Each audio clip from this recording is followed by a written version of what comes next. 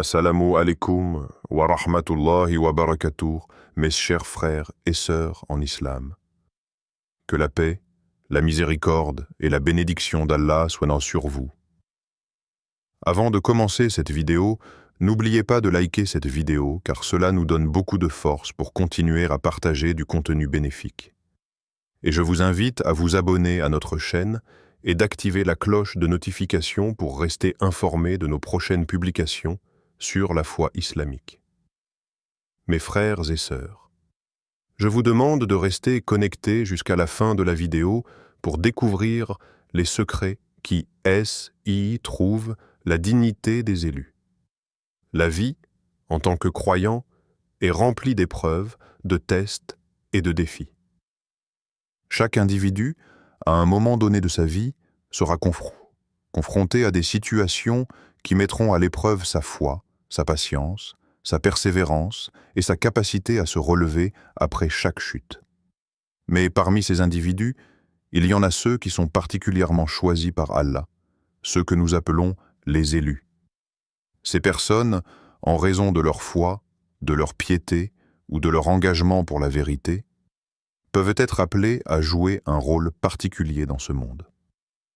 Cependant, souvent, ces mêmes individus sont mal compris, rejetés et même persécutés par ceux qui ne voient pas la valeur divine en eux.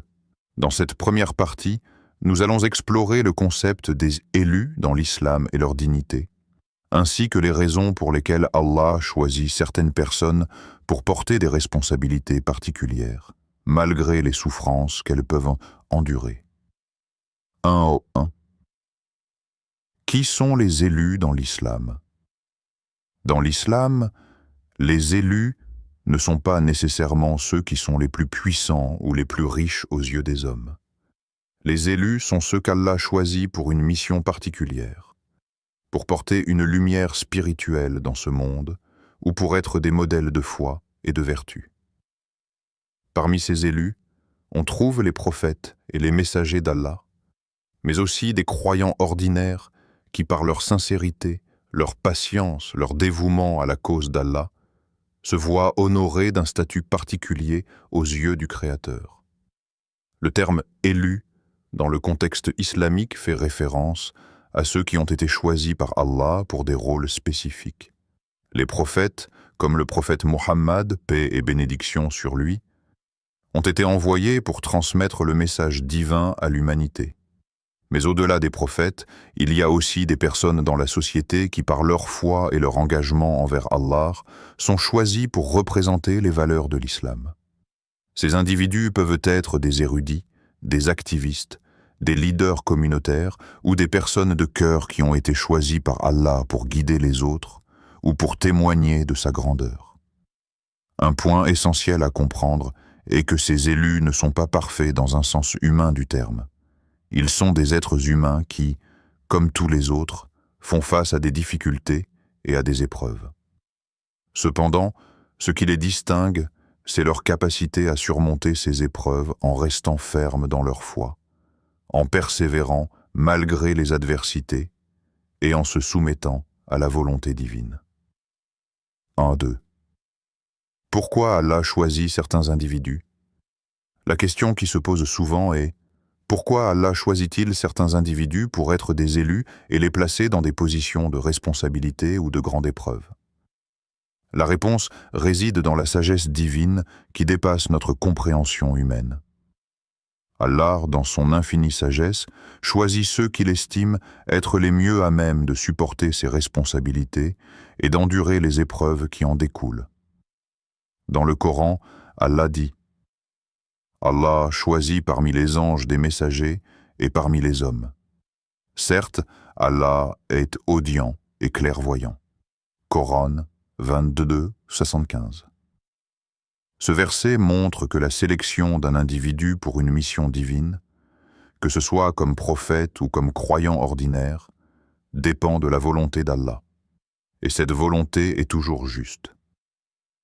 Allah choisit ceux qui, par leur foi, leur humilité et leur dévouement seront capables d'accomplir sa volonté, même face à l'adversité. Le prophète Mohammed, paix et bénédiction sur lui, a été choisi pour être le dernier des prophètes, non seulement en raison de sa piété, mais aussi en raison de sa capacité à affronter la persécution, les calomnies et les épreuves sans jamais se détourner de sa mission divine. Ainsi, les élus sont ceux que Dieu considère aptes à porter un fardeau lourd, à être une lumière pour les autres et à offrir un modèle de foi vivante.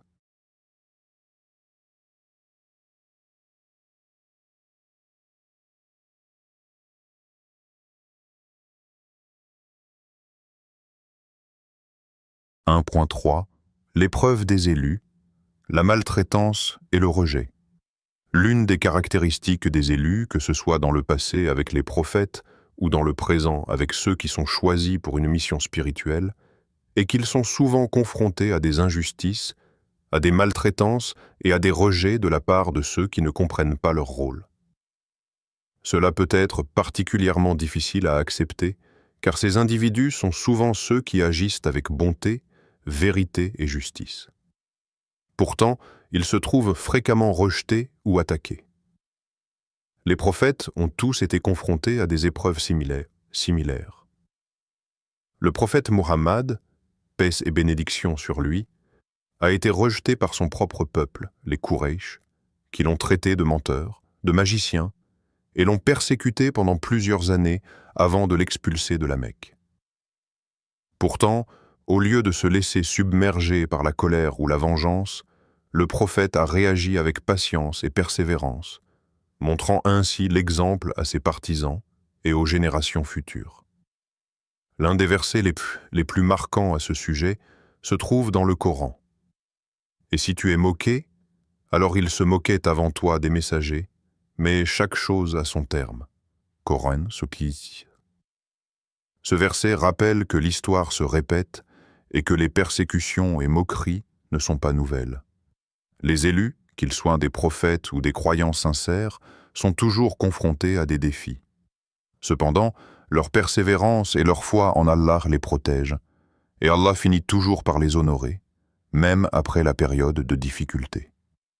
1.4 La dignité de l'élu, un honneur supérieur. Il est important de noter que la dignité des élus ne dépend pas des jugements humains. Ce n'est pas la reconnaissance sociale ou la popularité qui définit la valeur d'une personne, mais la manière dont cette personne se tient ferme dans sa foi et obéit à Allah. Parfois, ceux qui sont rejetés par la société sont en réalité les plus proches d'Allah, et leur véritable honneur vient de lui. Les épreuves qu'ils traversent ne font qu'augmenter leur statut auprès de leur Seigneur. L'un des hadiths les plus célèbres qui reflètent cette notion est celui-ci. Quand Allah aime un serviteur, il le met à l'épreuve. Et quand il le met à l'épreuve et qu'il endure avec patience, il le récompense magnifiquement. Sahih al-Bukhari. Ainsi, la dignité de l'élu réside dans sa capacité à faire face aux épreuves avec foi et patience, sachant que la récompense de son Seigneur sera bien plus grande que les difficultés rencontrées. Nous avons vu que les élus dans l'islam sont des personnes choisies par Allah pour jouer un rôle particulier, que ce soit en tant que prophète, guide spirituel ou croyant ordinaire. Ces individus sont appelés à affronter des épreuves, des maltraitances et des rejets, mais leur dignité réside dans leur foi inébranlable en Allah. Peu importe combien ils sont maltraités ou incompris, ils sont honorés par la chose la plus précieuse, l'amour et l'honneur divin. La vérité est que ces épreuves ne font que renforcer leur position auprès d'Allah et leur récompense sera, sans aucun doute, grande. Les injustices subies par les élus. Les élus, qu'ils soient des prophètes ou des croyants choisis par Allah, doivent souvent faire face à des injustices et des épreuves qui sont parfois extrêmement difficiles à supporter. Ces injustices peuvent se manifester de diverses manières. Moquerie, persécution, rejet social, voire violence physique ou psychologique. Cependant, l'islam nous enseigne que ces souffrances ne sont jamais un hasard, mais font partie de l'épreuve divine destinée à purifier les âmes et à renforcer la foi. Dans cette seconde partie, nous allons explorer en détail les injustices subies par les élus, comprendre la manière dont ces injustices affectent leur vie et comment leur réponse à ces défis devient un modèle de patience, de persévérance et de foi inébranlable. 2.1 La souffrance des élus. Un aspect de leur mission divine. Les injustices subies par les élus sont liées à leur mission divine. Lorsque quelqu'un est choisi par Allah pour une tâche importante, comme la transmission d'un message divin ou la correction des erreurs dans la société, il se retrouve souvent confronté à des obstacles créés par ceux qui sont résistants au changement ou ignorants des vérités divines. En effet, les élus sont souvent des figures de rupture par rapport à la norme établie, et leur message peut perturber l'ordre social, politique ou spirituel. C'est pourquoi ils rencontrent de l'opposition, et parfois même de la violence. Dans l'islam, nous voyons que les prophètes ont subi de nombreuses injustices en raison de leur mission. Le prophète Muhammad, paix et bénédiction sur lui, a été rejeté par son propre peuple, les Quraysh, qui étaient initialement ses proches, ses amis et ses voisins. Lorsque le message du monothéisme pur a été apporté par le prophète, la société polythéiste de la Mecque s'est opposée violemment à lui, l'accusant de diviseur, de menteur et de fou. Cette opposition ne s'est pas seulement manifestée par des insultes verbales, mais aussi par des persécutions physiques, des pressions économiques et sociales, et un ostracisme total. Exemple de persécution, le prophète Muhammad, paix et bénédiction sur lui, et ses compagnons ont été boycottés, privés de nourriture et d'eau pendant plusieurs années dans un endroit isolé près de la Mecque. La communauté musulmane a dû endurer des souffrances inimaginables.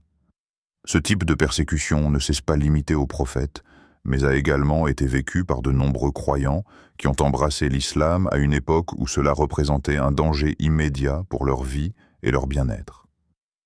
Ce genre de souffrance est loin d'être réservé au passé. Tout au long de l'histoire de l'islam, et même de nos jours, de nombreux croyants subissent des injustices parce qu'ils choisissent de suivre la voie de la vérité, de la justice et de la foi. Les minorités musulmanes dans certaines parties du monde sont confrontées à des persécutions, à des discriminations religieuses et à des violences, simplement parce qu'elles ont fait le choix d'obéir à Allah.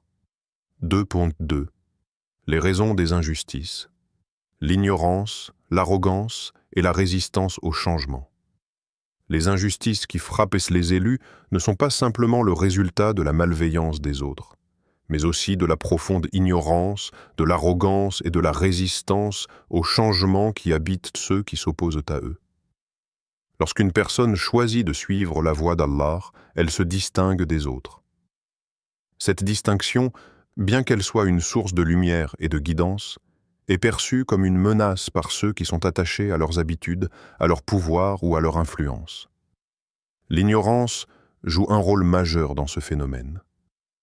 Dans le cas du prophète Muhammad, paix et bénédiction sur lui, les Quraysh étaient ignorants de la véritable nature du message qu'il apportait. Au lieu de voir l'islam comme une voie de justice, de paix et de purification spirituelle, ils l'ont perçu comme une menace à leur pouvoir et à leur système de croyance. Leur arrogance les a empêchés d'accepter un message qui venait bouleverser l'ordre établi. Ils ont refusé de reconnaître la vérité parce qu'ils étaient trop attachés à leur statut et à leurs biens matériels. Allah mentionne cette résistance à la vérité dans le Coran. Et quand leur fut dit « Il n'y a de divinité qu'Allah », ils s'enorgueillissaient et disaient « Est-ce que nous abandonnerons nos divinités pour suivre un poète possédé » Coran 37, 36, 37. Cette réaction montre l'arrogance des dirigeants polythéistes qui ne voulaient pas admettre que leur système croyant était erroné, malgré les signes évidents de la vérité que le prophète leur apportait. L'islam n'a pas seulement modifié la dimension religieuse de la société, mais a aussi affecté les structures de pouvoir, les relations sociales et les valeurs économiques. Ainsi, les injustices subies par les élus ne viennent pas seulement des individus eux-mêmes, mais aussi de la société dans son ensemble, qui refuse de remettre en question ses croyances et son mode de vie, même face à la vérité. Cette résistance au changement est une forme d'injustice, car elle ignore les droits fondamentaux des élus et les empêche de remplir leur rôle divinement attribué. 2.3. La réaction des élus face aux injustices. Patience et persévérance. Face à ces injustices, les élus ne répondent pas par la violence, l'amertume ou la rancune. Au contraire, ils choisissent la voie de la patience et de la persévérance. L'un des enseignements fondamentaux de l'islam face à l'injustice est la patience, sabr. L'islam enseigne que celui qui endure les épreuves avec foi et patience recevra une récompense immense de la part d'Allah, et que cette récompense surpassera de loin les souffrances subies dans ce monde.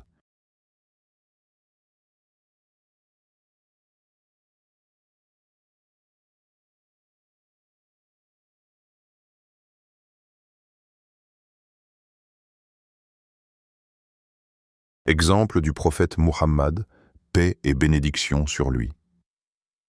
Quand le prophète et ses compagnons ont été attaqués à Uhud, malgré la défaite militaire temporaire et la souffrance des blessures, le prophète n'a pas cherché à se venger de ses ennemis. Au contraire, il a dit « Ô Allah, guide mon peuple, car il ne savent pas. » Il n'a pas laissé la haine ou la vengeance prendre le dessus, mais a prié pour la guidance de ceux qui l'avaient persécuté. Ce comportement est un exemple de patience pure, de magnanimité et de miséricorde divine. Dans le Coran, Allah nous enseigne cette leçon essentielle. Et si tu es maltraité, alors souviens-toi que ceux qui ont été maltraités avant toi ont aussi souffert. Mais en fin de compte, c'est Allah qui accorde la victoire. Coran 84, 5-6. Cela nous enseigne que la souffrance, bien qu'injuste, n'est pas éternelle et qu'elle sert à purifier l'âme. Ceux qui sont persécutés ou maltraités dans le chemin d'Allah doivent savoir que leur récompense est grande et qu'Allah, en fin de compte, leur apportera justice. Leur patience et leur foi en Allah sont les armes les plus puissantes contre l'injustice, et la manière dont ils réagissent à l'injustice devient un modèle pour les autres. 2.4. Le rôle de la communauté face aux injustices. Une autre dimension importante des injustices subies par les élus est le rôle de la communauté. Dans de nombreuses situations, la communauté islamique doit se soutenir mutuellement et défendre ceux qui sont persécutés pour leur foi. La solidarité entre croyants est un principe fondamental de l'islam, et cela inclut la solidarité envers les élus qui souffrent en raison de leur engagement pour la vérité. Le prophète Muhammad, paix et bénédiction sur lui, a encouragé la communauté musulmane à se soutenir les uns les autres face à l'injustice, et cet enseignement est essentiel pour les musulmans d'aujourd'hui. Nous devons nous rappeler que lorsque l'un de nous souffre, nous souffrons tous ensemble, et nous avons la responsabilité de soutenir les innocents et de lutter contre l'injustice sous toutes ses formes. Les élus, qu'ils soient des prophètes ou des croyants pieux, subissent des injustices en raison de leur engagement envers la vérité et la justice. Ces injustices viennent souvent de la résistance au changement, de l'ignorance et de l'arrogance de ceux qui se trouvent sur des voies erronées. Cependant, face à ces persécutions, les élus répondent par la patience, la persévérance et la foi en Allah. Leur exemple est un modèle pour nous, nous rappelant que la souffrance n'est jamais vaine et qu'en fin de compte, la justice d'Allah prévaudra. La patience est la récompense divine. La patience est l'une des vertus les plus importantes dans l'islam. Elle est heureuse de la manière dont les élus réagissent aux injustices et aux épreuves auxquelles ils sont confrontés. Dans cette troisième partie, nous allons approfondir le concept de la patience dans l'islam, explorer la manière dont elle est pratiquée par les élus face aux adversités, et comprendre la récompense divine qui accompagne cette vertu. 3.1. La patience, sabre. Une vertu fondamentale en islam. La patience, ou sabre, est une vertu centrale dans l'enseignement islamique. Elle est essentielle non seulement face aux injustices, mais aussi dans toutes les épreuves de la vie, qu'elles soient spirituelles, émotionnelles, sociales ou physiques. Le Coran et les hadiths mettent constamment en avant l'importance de la patience et du fait de rester ferme dans sa foi, même face aux difficultés. Allah lui-même dit dans le Coran « Ô vous qui croyez, cherchez secours dans l'endurance et la prière. Allah est avec ceux qui sont endurants. » Coran 2:653. Cette verse souligne que la patience n'est pas seulement un moyen de supporter la souffrance, mais aussi un moyen de se rapprocher d'Allah. En d'autres termes, être patient face à l'adversité est une forme de soumission à la volonté divine. Et cela permet de renforcer la relation avec le Créateur. Cette patience, quand elle est pratiquée avec sincérité, devient une forme de culte, un acte d'adoration. Il est aussi important de noter que sabre dans l'islam ne signifie pas simplement supporter passivement la douleur ou les épreuves. Il s'agit d'une patience active, qui implique un engagement constant pour rester droit, ne pas céder à la colère ou à l'injustice, et continuer à avancer sur le chemin de la foi malgré les obstacles. 3.2. La patience des élus face aux épreuves. Les élus, ceux qui ont été choisis par Allah pour porter des responsabilités et des épreuves particulières, sont les meilleurs exemples de cette vertu. La patience des prophètes, des messagers et des croyants pieux nous sert de modèle. Chacun d'eux a traversé des épreuves immenses, souvent accompagnées de souffrances physiques et morales, mais ils ont tous fait preuve d'une patience inébranlable, s'en remettant à la volonté d'Allah et ne se laissant jamais détourner de leur mission divine. Exemple du prophète Mohammed, paix et bénédiction sur lui. Le prophète Mohammed, paix et bénédiction sur lui, est l'exemple par excellence de la patience face aux injustices. Son chemin a été semé d'embûches, mais il a constamment fait preuve de calme, de maîtrise de soi et de confiance en Allah. Lorsqu'il a été rejeté par les Quraysh, persécuté, insulté et même chassé de la Mecque, il n'a pas cherché la vengeance. Au lieu de cela, il a prié pour leur guidance. Le prophète a dit dans l'un de ses hadiths « Ô Allah, guide mon peuple, car ils ne savent pas. » Sahih al-Bukhari. Cet acte de patience et de miséricorde divine est une leçon pour tous les croyants. En dépit des épreuves, le prophète a continué d'accomplir sa mission avec sagesse et douceur, et a toujours répondu à l'adversité par la patience. Exemple des compagnons du prophète. Quitte. Les compagnons du prophète Muhammad, paix et bénédiction sur lui, notamment les Sahaba, ont également montré une immense patience face aux souffrances. L'un des exemples les plus connus est celui de Bilal ibn Rabah, un des premiers à se convertir à l'islam, qui a été brutalement torturé par son maître en raison de sa foi. On l'a forcé à s'allonger sur des pierres brûlantes et on lui a ordonné de renier sa foi. Cependant, Bilal a répondu avec une détermination inébranlable. « Ahad, Ahad », c'est-à-dire référence à Allah, l'unique. Cette réponse illustre non seulement sa fidélité à sa foi, mais aussi sa capacité à faire preuve d'une patience infinie malgré les tortures qu'il endurait. 3.3. La récompense divine de la patience.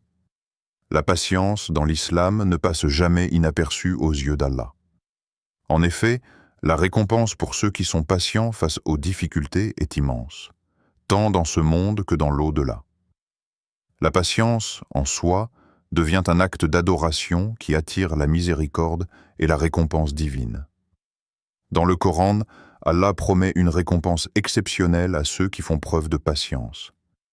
Il leur accorde une protection, une rédemption et une grande récompense dans l'au-delà.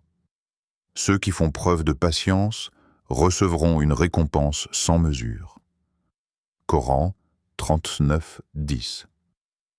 Allah décrit la récompense des patients comme étant infinie et incommensurable.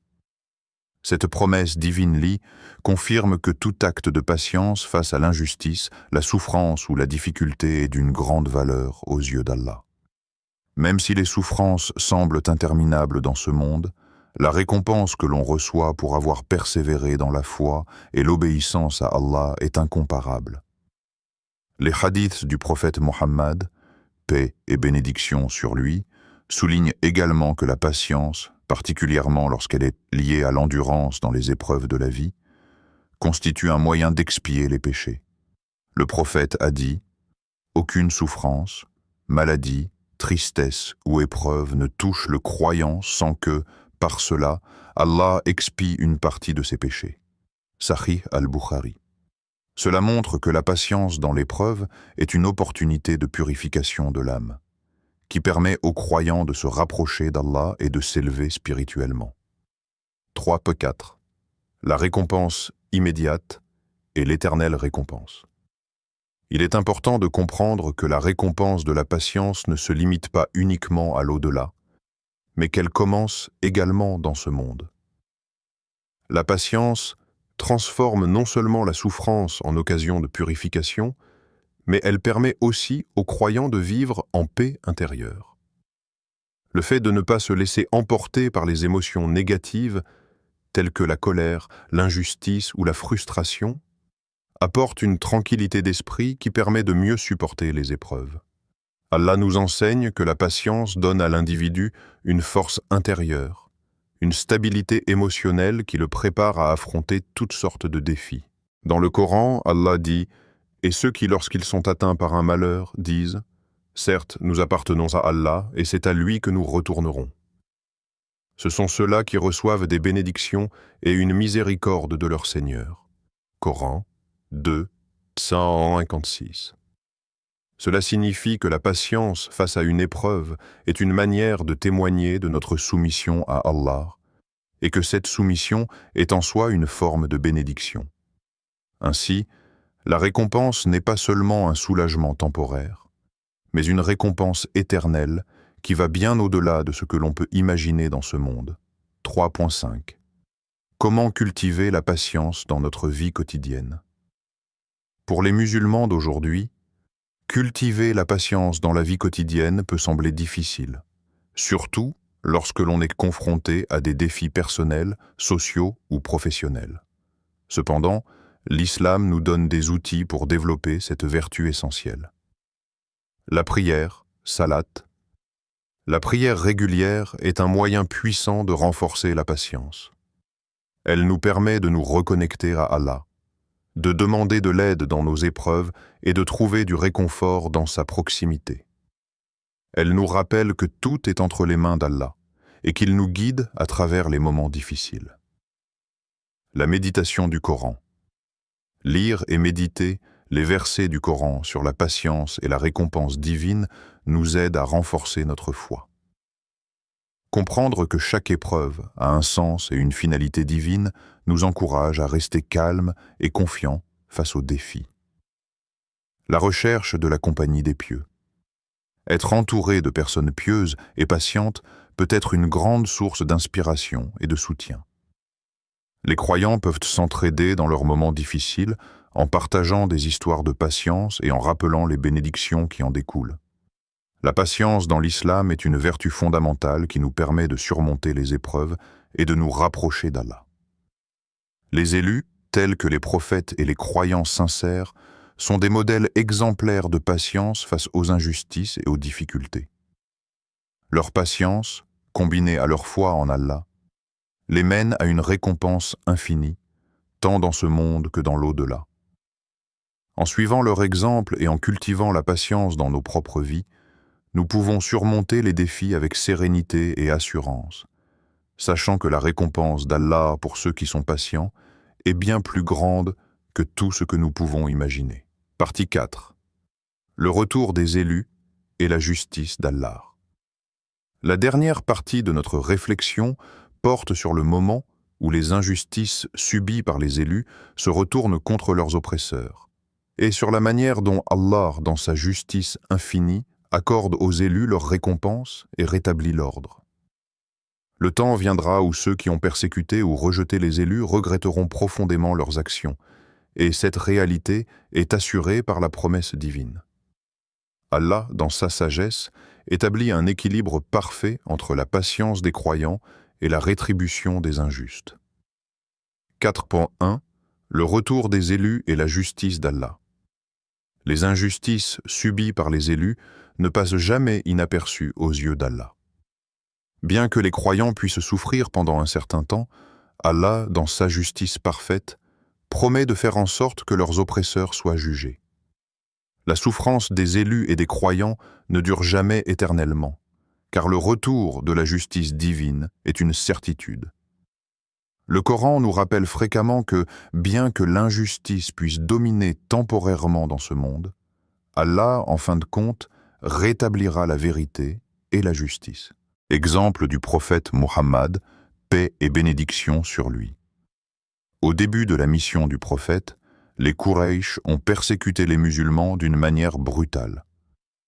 Mais lorsque la victoire est finalement venue à Médine, les persécuteurs ont été confrontés à un retournement complet de situation. Le prophète Muhammad, paix et bénédiction sur lui, a eu la possibilité de se venger, mais au lieu de cela, il a agi avec clémence et magnanimité. Lorsqu'il est entré à la Mecque après des années de persécution, il a dit à ses anciens ennemis « Allez, vous êtes libres ». Cette victoire symbolise non seulement la victoire du message de l'islam, mais aussi la manière dont la justice d'Allah prévaut. Les oppresseurs ont reconnu l'erreur de leurs actions et ont regretté leur comportement. 2. Le regret des oppresseurs. Il est inévitable que ceux qui ont rejeté, persécuté ou maltraité les élus regretteront leurs actions lorsque la vérité deviendra évidente. Le Coran met en évidence cette réalité, affirmant que ceux qui ont causé du tort aux croyants seront confrontés à un jour de regret et de remords, le jour où l'injuste se mordra les doigts et dira « Oh, si j'avais pris un chemin avec le messager » Coran 25-27. Ce verset montre qu'au jour du jugement, ceux qui ont rejeté la vérité et maltraité les élus se rendront compte de leur erreur. Leur regret sera immense, car ils prendront conscience que leur persécution des croyants était non seulement une injustice envers les individus, mais aussi une rébellion contre la volonté d'Allah. 4.3 La récompense finale pour les élus. Pour les élus, leur persévérance dans la foi et la patience face à l'injustice ne sera pas oubliée. Allah leur accorde la plus grande récompense. L'entrée au paradis, un lieu de paix et de satisfaction éternelle, où ils seront honorés pour leur fidélité à la vérité. La promesse d'Allah est claire dans le Coran, et ceux qui ont cru et fait de bonnes œuvres seront dans les jardins du paradis, où ils demeureront éternellement. Là, il n'y aura ni fatigue ni douleur. Coran 35-35. Cette récompense est non seulement un soulagement des souffrances du monde, mais aussi la manifestation ultime de la justice divine, où les élus seront honorés et élevés pour leur constance dans la foi. En conclusion, le retour des élus dans la justice d'Allah est un message de réconfort pour tous ceux qui souffrent de l'injustice dans ce monde.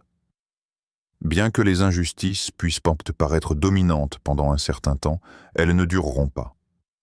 La rétribution d'Allah est certaine, et les élus seront récompensés au-delà de tout ce que l'on peut imaginer. Chers frères et sœurs en islam, n'oubliez pas encore de liker cette vidéo et de vous abonner sur cette chaîne. Qu'Allah vous bénisse.